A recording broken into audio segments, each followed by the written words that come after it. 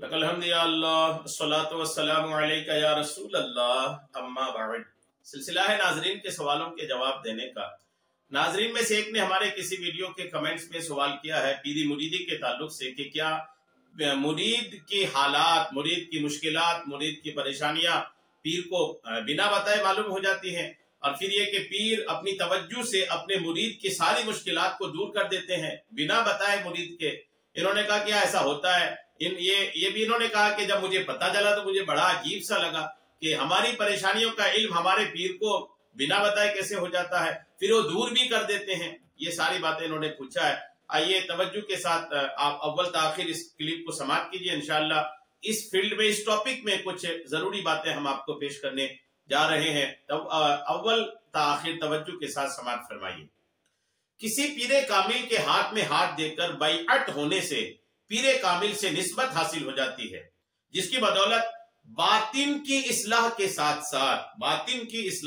साथ नेकियों से मोहब्बत और गुनाहों से नफरत का जज्बा बेदार होता है। मुरीद होने से फायदा क्या है, मुरीद होने का मतलब क्या है, ये देखिए। गुनाहों से नफरत का जज्बा पैदा होता है। पीरे कामिल की सोहबत और उसके फवाइद बयान करते हुए हजरत सैयदना फकीह अब्दुल वाहिद बिन आशिर अलैहि रहमा फरमाते हैं, आरिफ कामिल की सोहबत इख्तियार करो, वो तुम्हें हिलाकत के रास्ते से बचाएगा। उसका देखना तुम्हें अल्लाह अज़्ज़ा व जल्ला की याद दिलाएगा, और वो बड़े नफीस तरीके से नफ्स का मुहासबा कराते हुए और खतरात कल्ब यानी दिल में पैदा होने वाले शैतानी वसवसे से महफूज फरमाते हुए तुम्हें अल्लाह अज़्ज़ा व जल्ला से मिला देगा। उसकी सोहबत के सबब तुम्हारे फराइज व नवाफिल महफूज हो जाएंगे, यानी फराइज और नवाफिल की तरफ तुम कसरत से जाओगे। तस्फिया कल्ब यानी दिल की सफाई के साथ जिक्र कसीर की दौलत भी मैसर आएगी, और वो अल्लाह अज़्ज़ा व जल्ला से मुताल्लिक़ सारे उमूर में तुम्हारी मदद फरमाएगा। ये पीर के फवाइद हैं।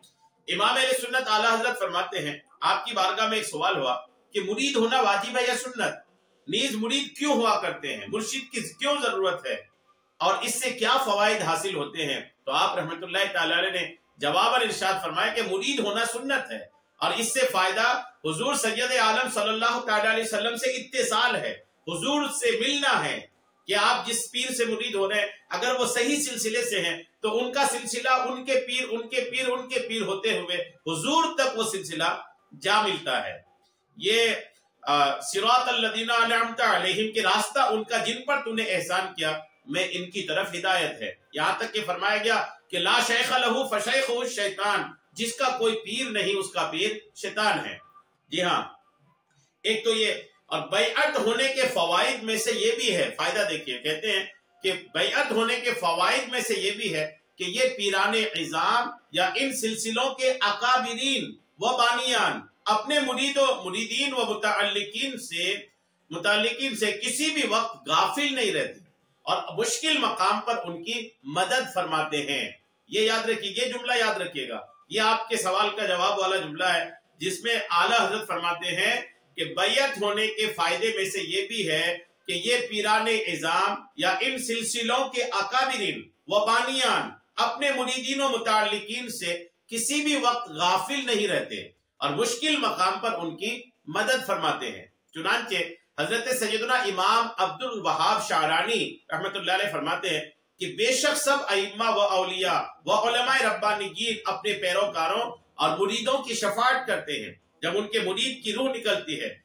जब मुनकर नकीर उससे कब्र में सवाल करते हैं, जब हश्र में उसका नामे अमाल खुलता है, जब उससे हिसाब लिया जाता है, जब उसके अमाल तौले जाते हैं, और जब वो पुल सिरात पर चलता है, तो इन तमाम मराहिल में वो उसकी निगहबानी करते हैं और किसी भी जगह उससे गाफिल नहीं होते।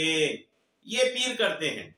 अच्छा, ये मैं आपको अर्ज करूं कि ये जो अब ये सारा कुछ आपने सुना, यहां याद रखिएगा कि पीर जो जुमला शुरू में दी है ना कि ये पीराने इज़ाम या इन सिलसिलों के अकाबिरीन, कई बार होता ये है कि आप जिससे मुरीद होते हैं, हम जिससे मुरीद होते हैं, हमको लगता है कि हमारे पीर साहब तो हैं, लेकिन ये इतनी पहुंची हुई शख्सियत भी नहीं है कि यार इनको मेरे सारे हालात का इल्म हो जाए।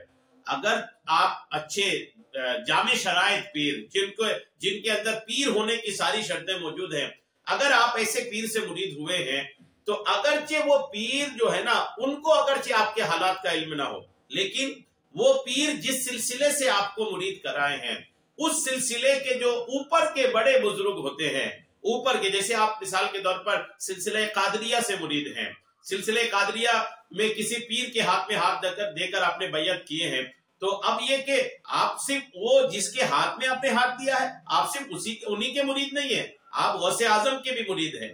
تو اگر وہ پیر جس کے ہاتھ میں آپ نے ہاتھ دیا ہے اگرچہ ان کو آپ کے حالات کا علم ہونا ہو، لیکن سرکار غوث پاک اور انہی جیسے اس سلسلے کے جو بڑے بڑے بزرگان دین ہوتے ہیں وہ اپنے مریدین کے حالات پر نظر رکھتے ہیں اور ان کی اللہ کی رحمت سے ان کی مدد بھی کرتے ہیں، یہ یاد رکھنا چاہیے۔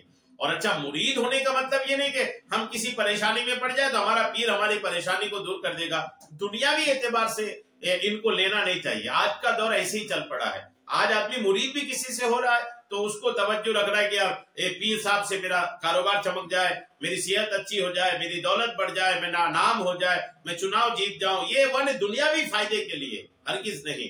کسی کے ہاتھ میں ہاتھ دے کر بیعت ہو کر مرید ہونا یہ آخرت کے لیے ہے، آخرت والے معاملات کے لیے ہے، دنیاوی معاملات کے لیے نہیں ہے۔ امید ہے میری بات آپ کو سمجھ میں آ گئی ہوگی۔ اللہ کریم ہم سب کو سننے سے کہیں زیادہ عمل کی توفیق عطا فرمائے، آمین، بجاہ النبی الامین صلی اللہ تعالی علیہ وسلم۔